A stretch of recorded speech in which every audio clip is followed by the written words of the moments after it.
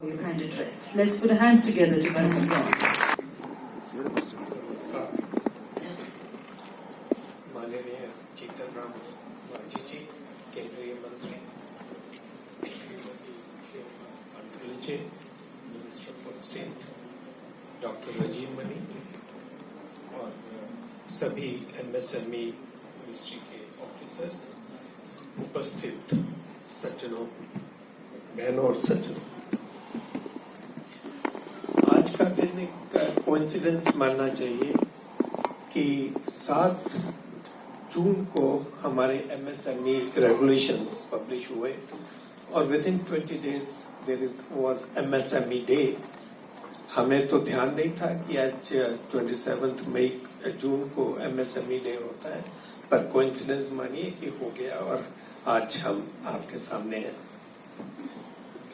अभी बताया कि एमएसएमई सेक्टर की contribution in GDP is 29%, 36%, 44% in export, 36% in manufacturing and 30% in GST contribution. इससे बहुत सब्सटेंशियल कंट्रीब्यूशन है, पर इस कंट्रीब्यूशन के साथ साथ एक जो नेगेटिव स्टैंड है कि ये जो सेक्टर है, स्ट्रेच सेक्टर है, उनकी पेमेंट्स डिले होती हैं और सालों से डिले होती हैं।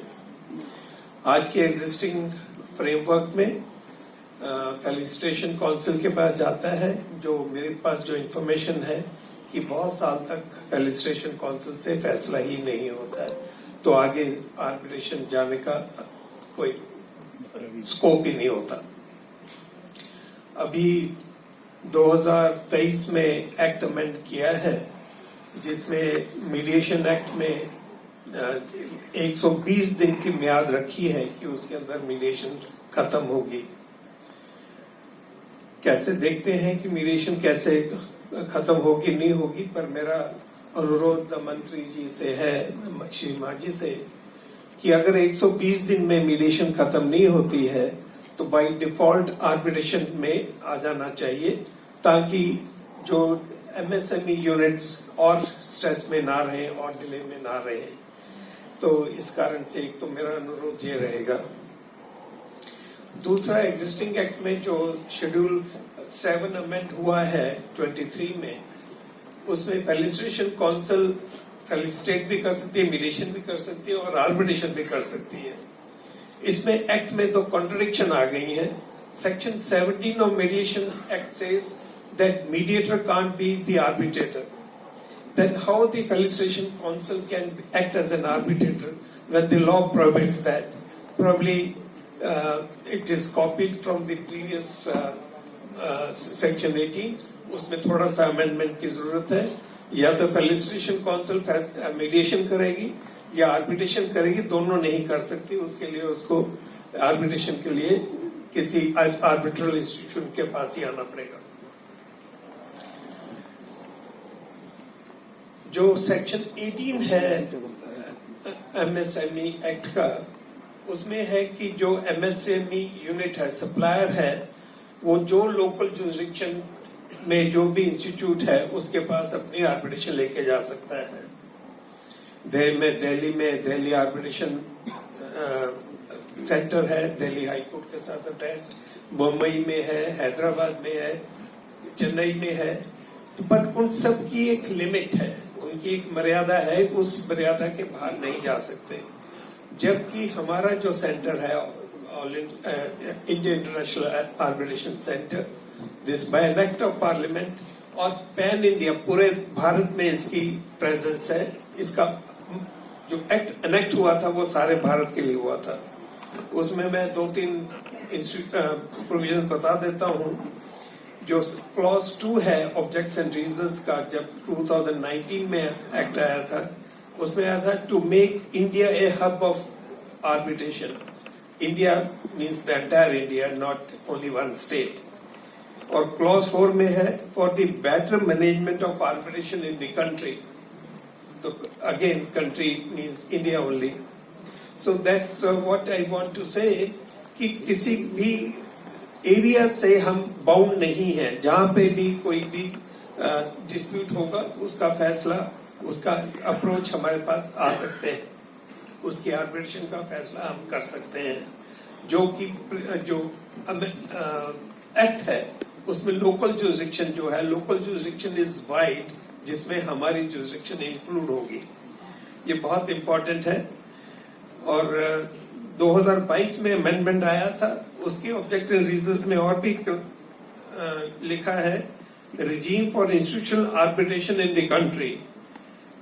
उसमें दूसरा अगली लाइन लिखी है, being an institution of national importance gives an impression being city centric। पहले इसका नाम, एक्ट का नाम न्यू दिल्ली आर्बिट्रेशन सेंटर था, उसका नाम बदल के अब इंडिया किया। उसके कॉन्टेक्स्ट में मिनिस्टर ऑफ स्टेट का जो रिव्यू थे, लॉ मिनिस्टर, उनका ऑब्जेक्टिव रीजंस की जो उनके साइन के साथ गई है, being an institution of national importance gives an impression being city centric, New Delhi का जन्म था, where it should be reflective of the aspirations to promote India as a hub of institutional arbitration। So it is not city centric, it is pan India। therefore कहीं का भी MSME sector का supplier है हमारे पास आ सकता है। उसके साथ ही नेक्स्ट सवाल आता है कि लैंग्वेज डिफरेंट हो सकती है। तमिल वाला तो तमिल में कंप्लेंट करेगा, छोटे यूनिट्स हैं, जबकि हमारे पास जो MSME मिनिस्ट्री ने डाटा दिया था, लगभग 1,66,000 जो यूनिट्स हैं वो लेस देन 10 लाख से कम की उनकी कंप्लेंट्स हैं, और उसमें से 76,000 ऐसे हैं जो जिनकी कंप्लेंट लेस देन 2 लाख है। जो सप्लायर है, चाहे उसका 1 पैसे का भी डिस्प्यूट है, वो इम्पोर्टेंट है, उसके लिए वो पैसा इम्पोर्टेंट है, irrespective of the fact that it is not 10 crores or 1 crore। Every dispute, every litigant has a grievance about his claim, that we should be able to address that। उसके लिए हमने अभी थोड़ी देर पहले फर्स्ट सेशन में किया था, भाषणिका से MOU किया है।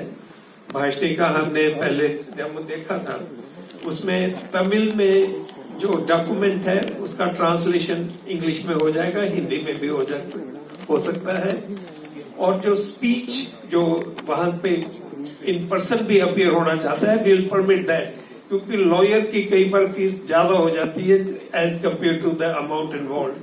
तो वो अपनी तमिल में भी अगर आर्ग्यूमेंट करना चाहता है, वो स्पीच टू टेक्स्ट ट्रांसलेट होकर हमारे पास इंग्लिश में आएगा।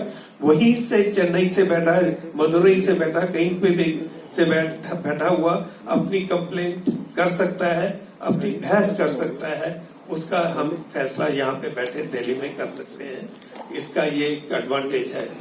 अभी भाषणी का जो सॉफ्टवेयर है लगभग 12 लैंग्वेजेस को वो डील करता है। हमारे 8th कॉन्स्टिट्यूशन में 22 लैंग्वेजेस हैं, 22 में से 12 लैंग्वेजेस को अभी उन्होंने कंपेटेबल बनाया है टू ट्रांसलेट इन इंग्लिश और हिंदी। तो धीरे धीरे हो जाएगा। 12 में तो जितनी मेजर लैंग्वेजेस है सब आ जाती हैं, जो नहीं आती हैं वो शायद डोगरी हो सकती है या कुछ ऐसी और लैंग्वेजेस हो सकती हैं जो बहुत ज्यादा बोली नहीं जाती है। तो इस कारण से हमारा पैन इंडिया प्रेजेंस है।